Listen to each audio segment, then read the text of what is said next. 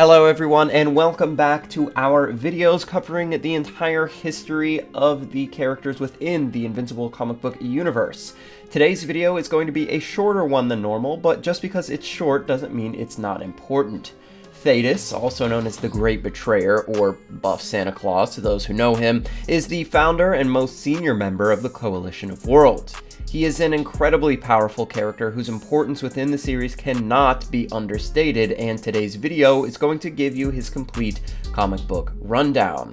But be aware for major spoilers. As we begin, as always, please keep in mind that this video is not going to cover every single issue, every panel, or conversation that Thaedus is in. Actually, you know what? This one might be close. Additionally, in order for the story to make the most sense, I may not necessarily cover every event as it occurred in the comics, but rather in a way that presents itself most logically. So without any further ado, today I bring you the complete comic book history of Thaedus as told by the Invincible. Thaedus' first comic book appearance is in Invincible issue number 23, of course written by Robert Kirkman and drawn by Ryan Ottley. This issue is pretty funny because it is narrated by Alan the Alien, who begins by shifting the scene away from Mark and Amber in order to give them privacy as they are becoming very intimate with one another. But let's skip that and come back in a second so we can properly give you Thaedus' backstory. So, Thaedus is a Viltrumite warrior. He was the first Viltrumite in history to rebel against the Viltrum Empire. Thaedus had come to despise the tyranny that his people inflicted upon countless helpless worlds, and he earned his nickname as the Great Betrayer due to his act of killing the former emperor of the Viltrum Empire, Argyle. He left the planet Viltrum and helped find other alien species who could band together and form a coalition to help oppose Viltrum rule. His first major act was beginning a breeding program using a species of aliens that the Viltrumites had already subjugated, the Unopans. Thaedus was impressed with the Unopans' ability to survive and authorized them to join the Coalition of Worlds. His genetic breeding program was designed to produce a Unopan powerful enough to combat the Viltrumites. Many years later, and many failures later, there was a single success: Alan. Despite the fact that Alan was almost the strongest warrior in the Coalition and maybe the entire galaxy, he was still far behind the Viltrumites in power and was beaten nearly to death in his first mission against them. He too was then deemed a failure and relegated to searching the cosmos for someone, anyone strong enough to combat the Viltrumites. Thaedus is used sparingly over the series from this point on, as he's in the position of more of an advisory role. He doesn't really take a super active role, but he is always looking for the next step in the war against the Viltrumites and their ruthless, bloodthirsty leader, Thrag. In issue 66, it's revealed that the Viltrum Empire is not quite as big as we were led to believe.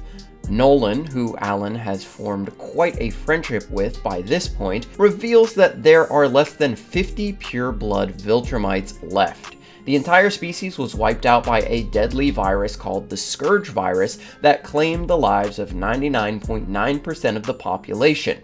Nolan reveals that one of the core mission objectives given to him when he was stationed on Earth was to find and crossbreed with the species who may be able to produce hybrid Viltrumite beings. This is how Nolan came to be with Debbie and Father Mark, as well as Oliver on the planet Thraxa. Alan then brings Nolan back to the home world of the Coalition of Worlds. Thaedus and Nolan meet, and Thaedus tells Nolan that his actions have been scrubbed from the Viltrumite history books in order to avoid others possibly dissenting against the Empire. Nolan is shocked, but tells Thaedus of a number of weapons that the Coalition can find that may be able to help combat the Viltrumites. Thaedus dispatches Alan and Nolan on a quest to recover these weapons, but warns them that he believes there is a mole within the Coalition feeding information back to the Viltrumites. So Nolan and Alan are able to recruit Space Racer, who is a powerful warrior with a very special mythical gun capable of potentially killing Viltrumites. Thaedus is excited about their progress and urges them to continue their mission by capturing a species of alien animal called Rognars that are incredibly powerful. Rognars are so powerful that they can actually eat Viltrumites alive and must be transported completely frozen in hibernation. Alan and Omni-Man fail, but Thaedus sends them on additional missions. To make this faster, I will just breeze through them real quick. So they try to receive a plant that poisons Viltrumites. They try to recruit Tech Jacket, another hero who we haven't seen quite yet. They try to capture a space shark, and they even go looking for the GOAT, Battle Beast, to see if they can recruit him. Which makes sense because Battle Beast lives for combat and only wishes to fight the strongest beings, which the Viltrumite ruler Thrag is pretty much that guy. He's the top dog in the universe. However, the end of issue 66 has a fairly large bombshell. Thaedus was actually the one responsible for the Scourge virus. By using a sample of his DNA, it was created and used to wipe out the Viltrumites, and he had now created a new version that would essentially finish the job.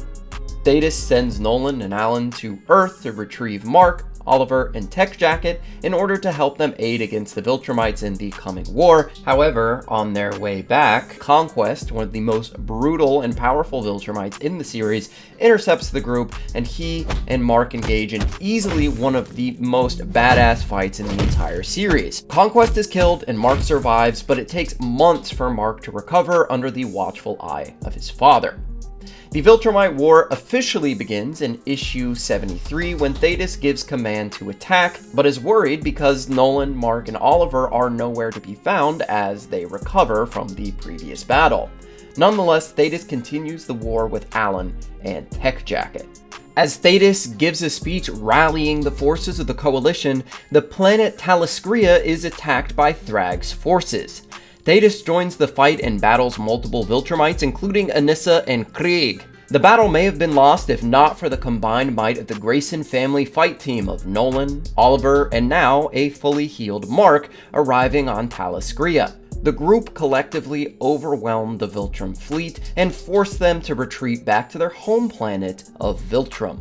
In a bold move, Thaedus declares the war over and that the Coalition has won, as other planets begin to reject their Viltrumite rulers, knowing that they don't have the strength to continue their subjugation. Thaedus launches a final counterattack on the planet Viltrum, where Thrag and the remaining Viltrumites have regrouped. Mark, Nolan, Oliver, Battle Beast, Tech Jacket, Thaedus, Alan, and Space Racer storm the planet, and along the way they kill a female Viltrumite named Thula. Thrag and his forces intercept the group out in space, and a brutal battle breaks out that sees many Viltrumites die at the hands of our heroes. Oliver rushes Thrag, who hits Oliver so hard that he breaks Oliver's face apart, causing Mark to rush Thrag, and Mark starts hitting Thrag hard enough to force him to back off. While the Viltrumite group is reeling from the attack, the collective forces of good launch one final desperate move. They fly through Viltrum's atmosphere and through the planet's core, causing it to explode, destroying the entire planet of Viltrum.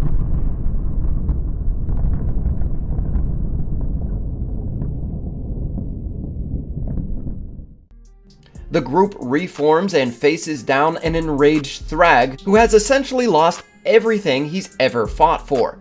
Thaedus gloats over the loss of the planet, and in the middle of his speech, Thrag bull rushes him and decapitates him, ending his life.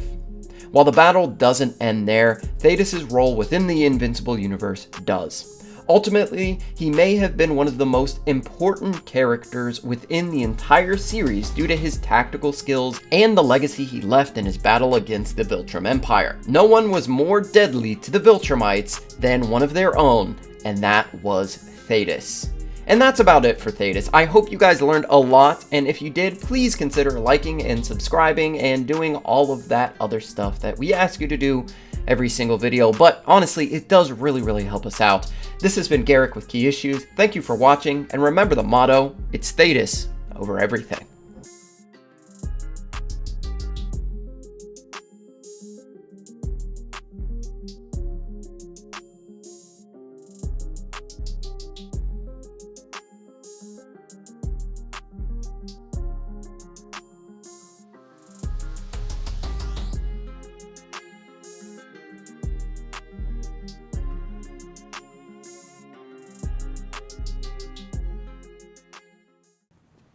You're still here. It's over. Go home.